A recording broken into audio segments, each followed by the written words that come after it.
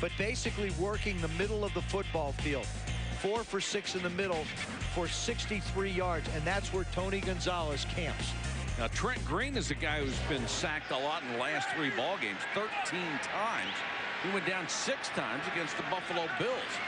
They've done a much better job protecting him tonight. He gets hit here, but completes the pass, and that's his backup tight end, Chris Wilson, only his 2nd grab the entire season, and Wilson will have a first down. You know, this is a product of everybody trying to cover Tony Gonzalez and then worrying about Larry Johnson running the football. And that opens it up for number 84, Chris Wilson. What you start to concern yourself with for the Texans, and you saw that outburst by Gary Walker, how frustrated they become. When do they get so frustrated that they don't start and keep playing hard? Well, so far, that certainly doesn't happen. I think they've got too much respect for Don Capers for that. Gonzalez, and that's Buchanan, who reached out at the last minute and just grabbed him in front of the referee and everybody else. Well, I don't know if Gonzalez could have caught this ball anyway, but they're not even going to take a chance. Buchanan hits him in the back. The ball is in the air, and I don't even know what Philip Buchanan is thinking. Watch it. Look at this. Defense. He pushes him in the back. In the end zone. We'll place the ball at the Gonzalez 1 yard line. probably would have gotten it. Down. I think he might have had a chance at it, but still, you wind up with a tremendous mismatch. You've got Philip Buchanan at 5'10" against Tony Gonzalez at 6'5" and 250. Is it Larry Johnson time? I would think so. If you're Kansas City, you probably will have it happen that way. If I were an offensive line for Kansas City, you'd really love it, because blocking for Priest Holmes and Larry Johnson has got to be a joy. Well, Will Shields is the right guard. That's where they like to go. Right there. Johnson, touchdown. John Welborn is playing the right tackle spot. Will Shields at right guard. The left tackle is Jordan Black because Willie Rofe is still hurt. And you saw the look on Andre Johnson's face, knowing that his fumble created this opportunity for Kansas City. And there's a young man that's got to calm down. I mean, he has been out for a long period of time, and you're not going to win this game, Andre Johnson, by yourself. You're going to need all these guys that you have on the field with you. You just can't do it, no matter how hard you try. He can lose it by himself. Yes, he can.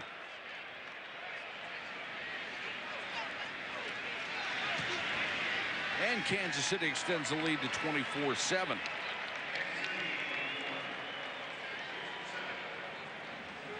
Andre Johnson's fumble set it up after a smart play, a big run that got him a first down.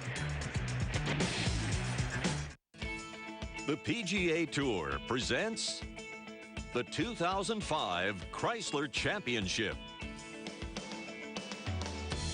For the 6th consecutive year, the Copperhead course at Westin Innisbrook Resort hosted the event. And heading into the final round, Carl Peterson was tied for the lead. For the week, Peterson led the field in both putting inside of 10 feet and scrambling. He showed off both of those talents with an even par 71 in the final round to capture his first PGA Tour title. Peterson became only the 3rd Swedish-born player to win on tour and moved up to 43rd on this year's money list. The top 40 earn a spot in next year's Masters. Congratulations, Carl Peterson, the 2005 Chrysler Championship champion. 24-7. The Chiefs over the Texans here in the 2nd quarter. At least the tailgating's good. Yeah, a little chili cooking out. Beautiful night here in Houston, Texas. Andre Johnson comes back from injuries. Had a tough night. Now, if Andre Johnson breaks his helmet, he's going to have to borrow that one. It's the one I wore in high school. Mathis comes up to the 10. And reaches the 21 before he is drilled. Let's go to Susie. Mike, a lot of great matchups today. The marquee Colts-Bengals second half. Carson Palmer hits Chris Henry over the middle for the touchdown. Bengals down by just 1, but the Colts come right back. Edgerrin James caps the drive with a touchdown plunge. Colts win 45-37, highest scoring game of the season. The Colts now 10-0. And really, you have to wonder, Are the defenses that bad or are the offenses that good? I think it's that the offenses that are that good. Peyton Manning is that good. And here are the standings. The Colts 10-0, still the only undefeated team going. Can they do it? Can they match the 72 Dolphins? I don't think Nick Buoniconti wants to break that champagne out just yet. Davis across the 25 to the 26-yard line. You know, this is a good call. You've got to take some pressure off of this kid. David Carr is standing back there. First of all, the good thing about tonight is he's averaging getting sacked 5 times a game. A little bit better than that. But tonight he hadn't been sacked at all. And they really haven't been close to him because they're protecting him. But the reason that they aren't is because he throws the ball in half a second. 1.1.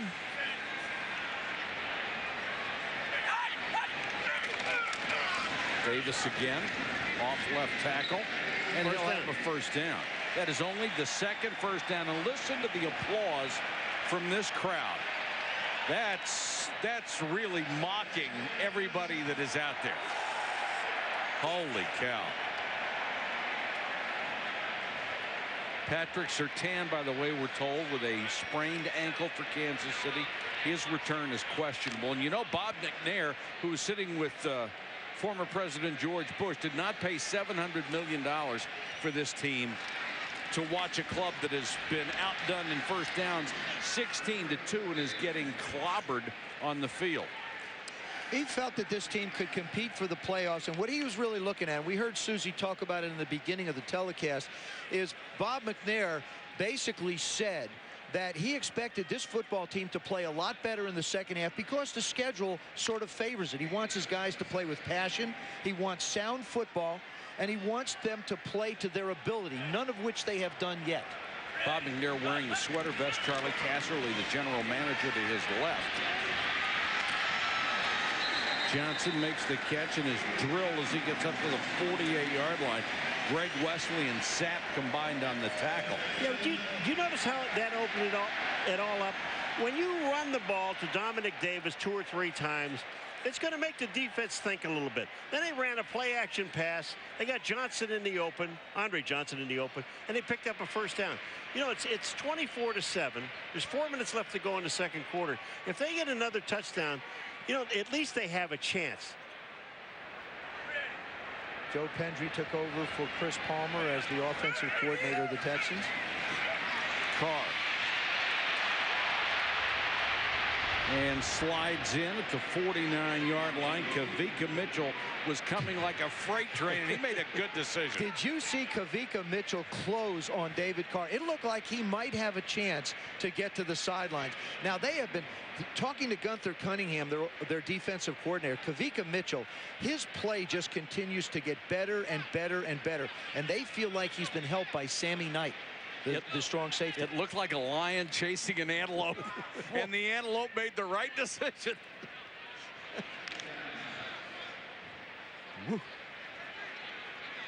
Now they're going to call a timeout. Houston. Play clock was running down. You know, I just think if they would have started to run the ball at the beginning of this game, they wouldn't be in the trouble that they're in right now. Well, you know, I know the short passes are like running plays, except there's only one problem. They were waiting for it. I wasn't going to say that. They were waiting for it. Really, Andre Johnson's fumble. He picked up the first down, so they would have been able to keep the drive going. That fumble right there creates this gap. If they're able to put a drive together, it's still only 17-7. I mean, so you're right, Paul. And Andre Johnson's 15-yard penalty at the end on the third down play took him out of range. Field goal range. Right. So I mean, they've made mistakes. It's not like they can't play with people. They just make enough mistakes to hurt themselves from staying competitive. You know, the one thing about Mr. McNair, though, when we were talking to him, which was I thought that was interesting. He's, you know, looking at this football team, and we're talking to Carr about the team in the locker room. What's the atmosphere like? They haven't quit yet. I mean, you know, they're 1-8, and there are teams that could just fold it and go. They aren't. He's also got to make a decision on David Carr before the end of the year. He has an $8 million bonus to him. And is he going to be the quarterback of this football team? Well, tell me what you think. I don't think David Carr is a problem. I agree. I think David Carr has a terrific future. I think he's progressed. I do. Good protection this time. Carr to the sideline. Johnson is drilled by Warfield. They say he makes the catch, the 37-yard line, gain of 13. He just showed you, Andre Johnson just showed you how good he is and what he means to this football team. Look where this ball is thrown, up and away. Look at Johnson. Man, he catches his thing, comes down, both feet inbound, takes the shot. Now go back to the huddle and shut your mouth. 6'3", 220, and he can be an absolute beast with the ball in his hands. Johnson with a career-low 9.1 receiving average so far. And that is because they have had to go so much to that short passing game, and you're not going to get a whole lot out of it. And also, we've talked about this offensive line. Yeah, they've jumped offside a few times today, but, you know, Pitts, Brown, McKinney, Wiegert, Victor Riley, they've done a pretty good job with a pressure style of defense that Kansas City likes to use. And Chester Pitts is a guy, number 69, who's now playing left tackle, who's done so well in the last 4 games, not giving up a sack, that they may not have to draft a left tackle next year. He may be the answer. And we have reached the 2-minute warning. Houston trying to get back into this game at home. When a boxer prepares, he's only thinking of success. He's only thinking of destruction. But to conquer, he must obliterate the hopes of his opponent and be the only man standing. Fight Night, only on ESPN.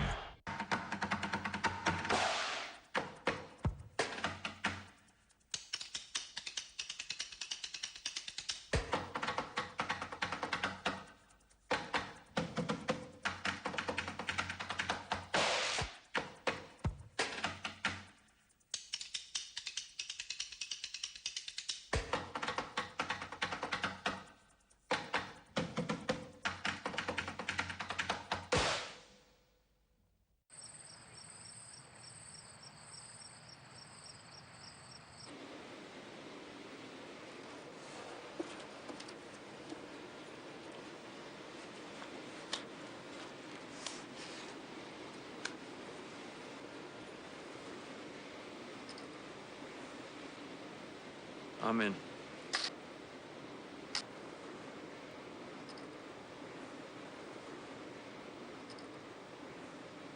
This is your typical Sunday in Green Bay. Crickets. A criminal could pick this town clean when the Packers are playing. Well, if it weren't for me. Let's move along there, fella. Probably a Bears fan.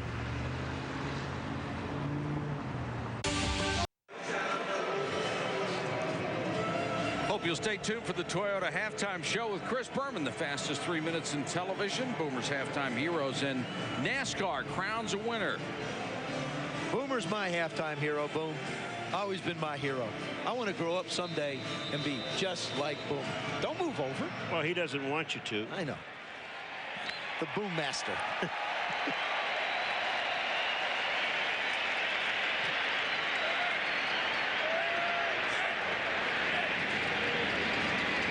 Second and 7. Carr against the 4-man rush. Good protection. Rifles it over the middle and dropped. What a nice play by Sammy Knight. Oh, he separated Derek Armstrong from the football. I mean, what a throw by Carr. Terrific throw. Armstrong was in the right place. Sometimes you just have to give a lot of credit to the defense. Sammy Knight times it perfect. Well, I'll tell you what, I give David Carr a lot of credit. This guy's been sacked 46 times going into this ball game. He saw the rush coming, and the guy stood up there and just threw the ball. And Sammy Knight, who came from Miami, said this defense has gotten better, but he didn't know Gunther Cunningham had this many blitzes. It's hard to pick it all up. Now, big 3rd down for Houston. They need something out of this drive. Blitz coming. Carr throws in short of Johnson. I think that one might have got tipped at the line. And that ball looked like it died on him when it went out. Jared Allen, you know, number 69 for the Kansas City Chiefs. I mean, this guy is a tough football player. I mean, he's also nuts. Well, he is. But we talked to him yesterday. Here goes 69 inside, Jared Allen. Going back. And watch this time. Get his hand up. He tips the ball. Just enough. I mean, he's bulled his way right through 2 defenders or 2 blockers. He's a great story out of Idaho State. And now Chris Brown, whose career long is 55, has a 53-yarder, and it all goes wrong. Well, it hit the holder Stanley in the head. Chad Stanley, the holder. The ball goes out of his hands and hits him right in the head. This is a... Watch this. Here it comes. Bong, bing. It's... You know, man, these are things expansion teams do. Joe, you were the best holder I ever saw. How can you not catch that ball? Because what he did is he didn't look at the ball. He started bringing it down. He took his eyes off the ball, just like receivers have problems. And I still believe that quarterbacks should do the holding. It looked like it hit him right in the chest. I don't care. Well, it hit him in the hands, and he took his eyes off, and then it hit him in the head. Well, let's put it this way. It's Kansas City's ball. And that's not good for Houston. Trent Green over the middle. Gonzalez. Wow. Earl, big hit, but Gonzalez holds on, and it's a quick first down and a 33-yard gain for Kansas City. Well, they're hurrying up to the ball, and they've got 1:25 in counting, but how can Gonzalez be that wide open going down the middle? And the Chiefs have 3 timeouts yet. Green underneath to Kennison. And he is spun out of bounds by Dante Robinson. There's a marker down on the play. And still plenty of time left on the clock.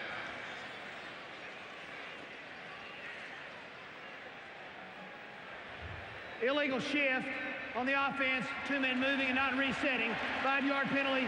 Still first down. You know, if I'm the quarterback for the Kansas City Chiefs, I mean, you know, everybody knows in this building and everywhere else that they're going to throw the ball to Tony Gonzalez. But look at how open he gets. He runs patterns like a wide receiver, and he's got such tremendous hands. You must throw the ball to him. He even knocks his own man, Eddie Kennison, out of the way. Get out of my way so I can catch the football. And then this last one, going down the middle of the field. How can you be that wide open? And guess who was covering him? Nobody. Nobody. That's right. Thank you. Nobody. From the 37 after the penalty. Want to set up the screen. It's intended for Richardson. Good job by the Texans. They had 2 guys rushing Trent Green, and they had 3 guys right in the middle of the screen. And Kansas City probably is the biggest screen team next to Seattle. Seattle's a big screen team as well. But under Dick Vermeil, this football team has thrown more screens because they had Priest Holmes. It's another thing that they lose a little bit. You get the power with Larry Johnson, but you lose some of that versatility in the passing game. 2nd and 15.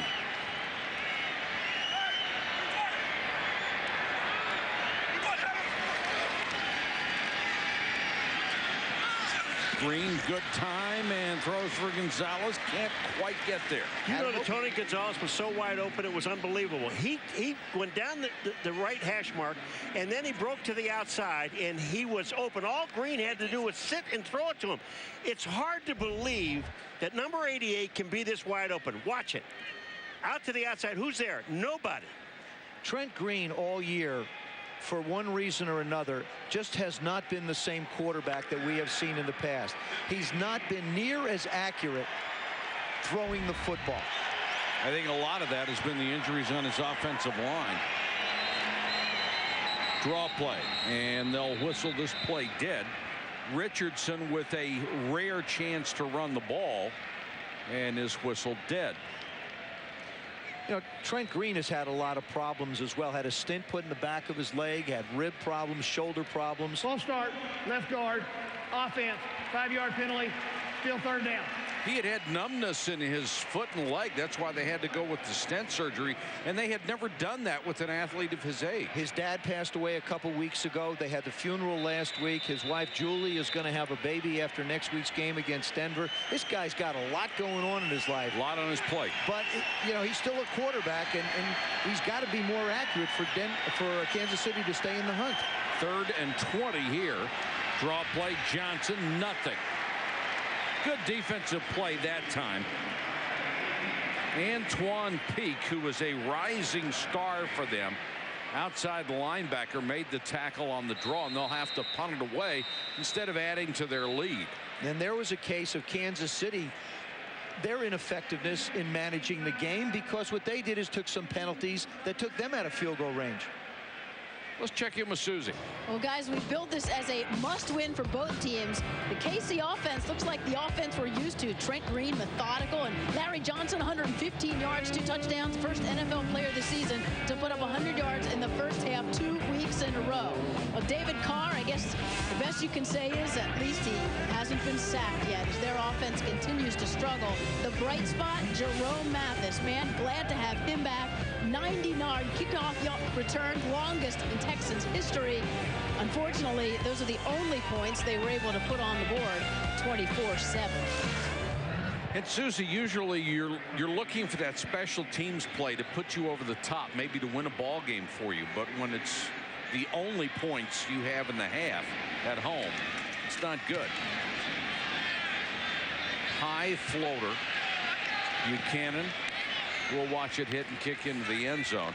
And the Texans will have 39 seconds to operate with at the end of the half. Well, you've got one timeout left, 39 seconds, and too many yards to try and navigate. I think you take a knee and you go in at halftime, regroup, and come back out. They're going to boo the dickens out of you if you take a knee, aren't they? Well, yes. I think they might they might leave. But you know, if you screw it up. I agree with Joe, though. It's the only smart thing to do. You've got 39 seconds and one timeout, and you haven't moved the ball all night long.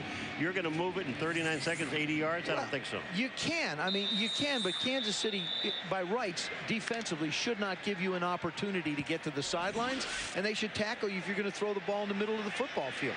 And this is not the Indianapolis Colts offense.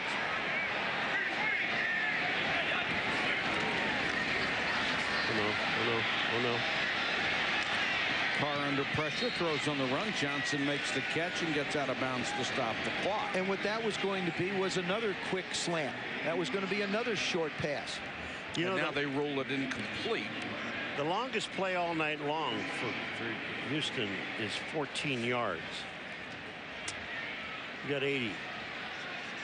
That's okay. Their longest completion for the year is 34. But you know what? When you really think about it, they're 1-8. What difference does it make? Right. Go ahead and throw it. It does. You just don't want to cast it all to the wind, I don't think. You get people hurt that way.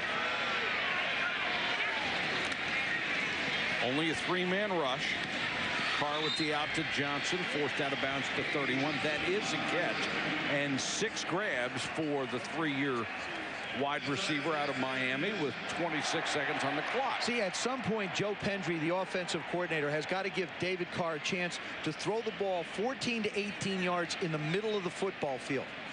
Just you've got to get it into the middle of the field to give a receiver a chance to run with it.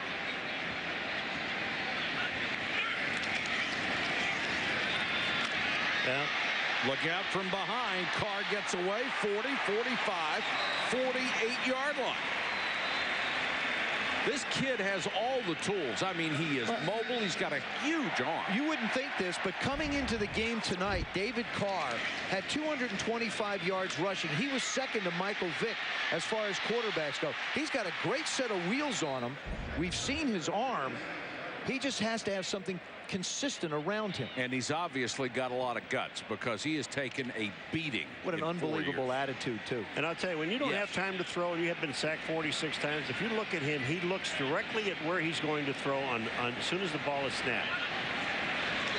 He's looking to the left. He's going to throw to the left. 18 seconds, and he short hops that one to Corey Bradford. But the problem is that throughout this year in 9 games, he's not had time to look somebody off. It was interesting listening to Joe talking to him the other day. He says, you know, you should be able to get the ball off on a 5-step drop. He said, normally? He was thinking, but, you know, when I'm getting whacked on a 3-step drop, it's kind of hard to take a 5-step drop. Hard to find that second receiver when you're lying flat on your back. This one is picked off by Warfield. Convoy and David Carr, the only one back. Warfield goes 57 yards for a touchdown. And he did it again. He looked exactly where he was going to throw the ball as soon as he got the ball in his hands, and Warfield jumped the route. But why are you throwing outs? Why are you doing this? I don't know why you're doing it, but why are you looking at the same? Watch this here. Look at his head. Sure. Watch his head. He's looking left. Warfield jumps the route. It's a touchdown. Warfield Made 2 big plays, recovered a fumble that resulted in a touchdown. Now he winds up intercepting the ball. Now there's a guy, Warfield, who really had a bad hamstring. And the reason why his hamstring's been bothering him is Gunther Cunningham got on him, wanted him to work on his technique and work harder, and you see the results of hard work.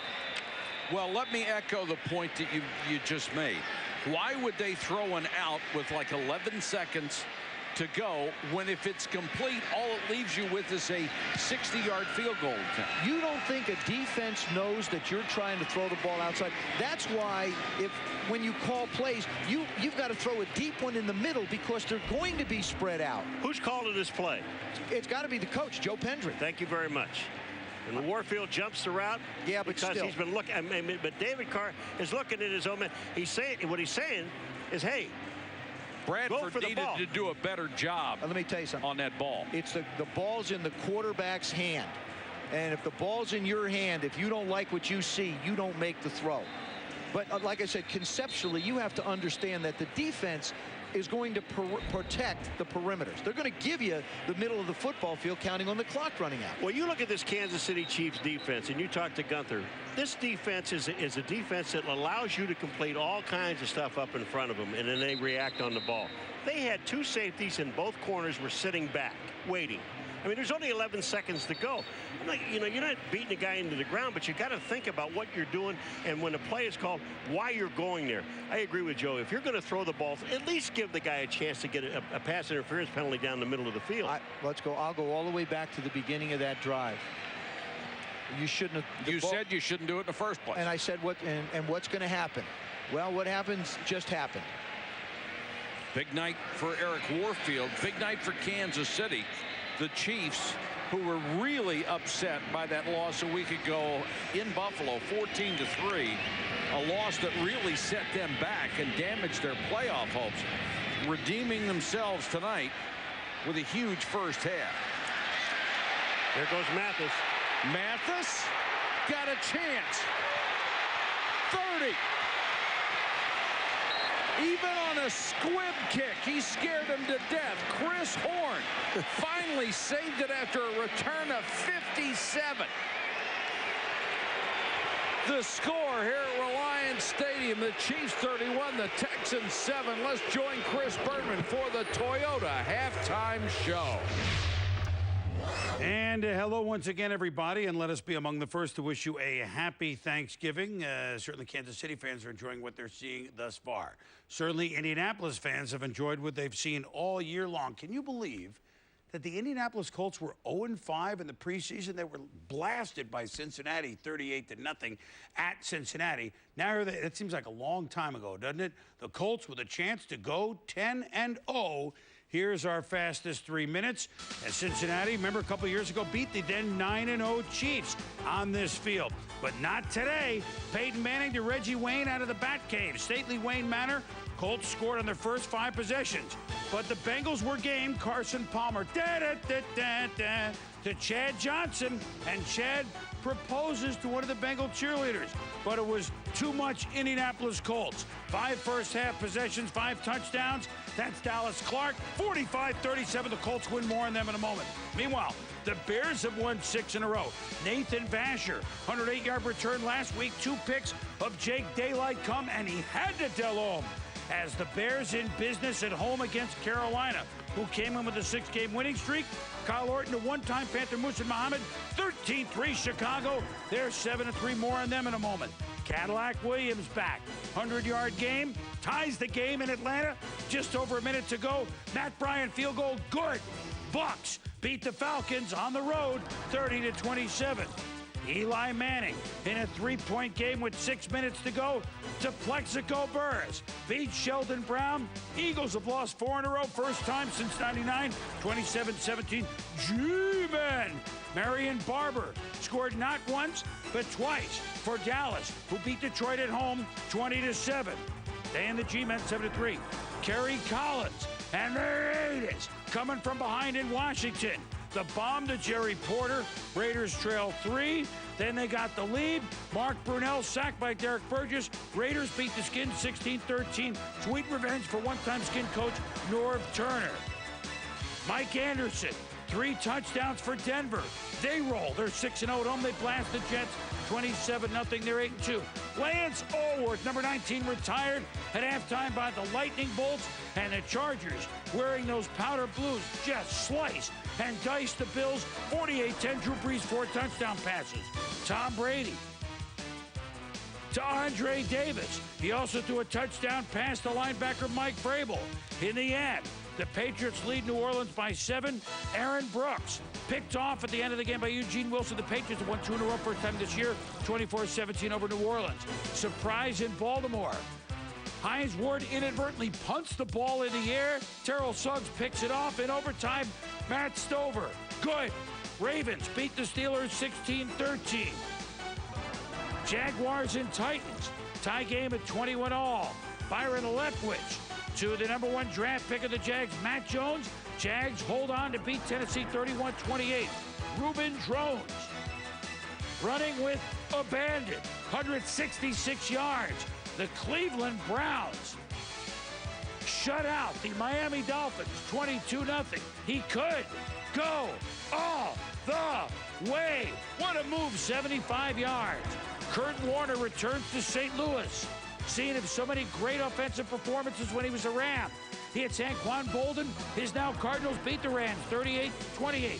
Our own Steve Young presented his Hall of Fame ring at halftime of the Niners game at Candlestick against Seattle. Sean Alexander, 2 more touchdowns, but the weekly great grab may be inspired by Steve by the Niners' Brandon Lloyd.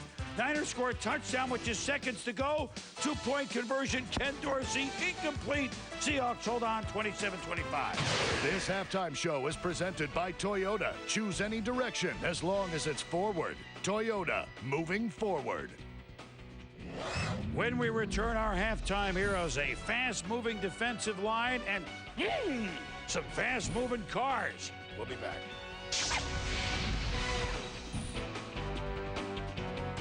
Don't forget, we're all back in Houston, where it's been a big night for the Kansas City Chiefs, trying to raise their record to 6-4. Larry Johnson filling in for Priest Holmes. They've had big plays on offense and defense. Warfield with a tremendous interception to punctuate the end of the first half, and Dick Vermeil, a happy guy, as the Chiefs have a 31-7 halftime lead. Welcome back to beautiful Reliance Stadium, everybody. And Trent Green loosening up for the second half. I think they'll get the Texans will get a dose of Larry Johnson in this half. And you wonder what can help this ball club right now. Their goal in the second half of the season to get better. They have not shown that tonight. Dante Hall. Yikes. Takes a pop as he get back to the 18-yard line. Well, Larry Johnson certainly having to fill in for Priest Holmes.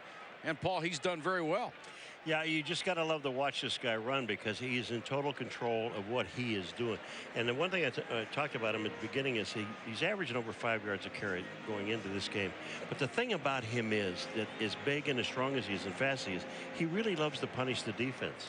And I think David Carr's situation is one where he just has to continue to try and improve himself as a quarterback. Make good decisions, make good throws. Obviously, the throw at the end of the half was not a good decision. Those are the things that he has to work on individually.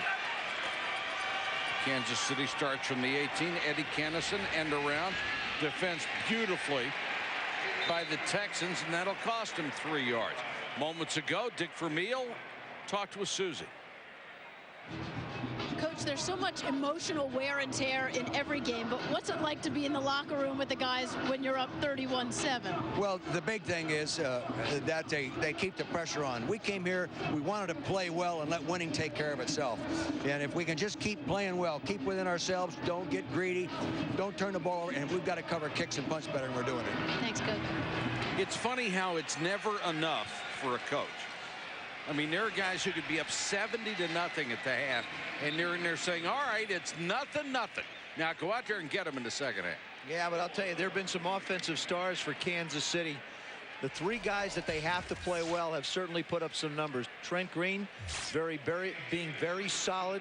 Larry Johnson putting on a heck of a show running the ball, and Tony Gonzalez is back in the offense, which means that it's going to be productive.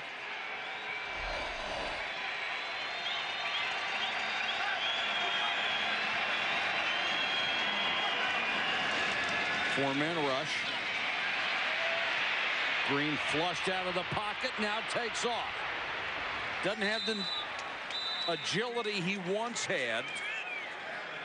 Jason Babin chased him down. But what he did do is he had Moreeeee Green up in the air, and when he got him up in the air, watch on the right-hand side of your screen when he goes up there. Here goes Moreeeee Green. He goes up in the air. When you do, you have to be in control of where the quarterback is. Green had a chance to bury Trent Green, and he didn't. And Jason Babin and Philip Buchanan were two guys that the Texans gave up 5 draft choices to get, and neither one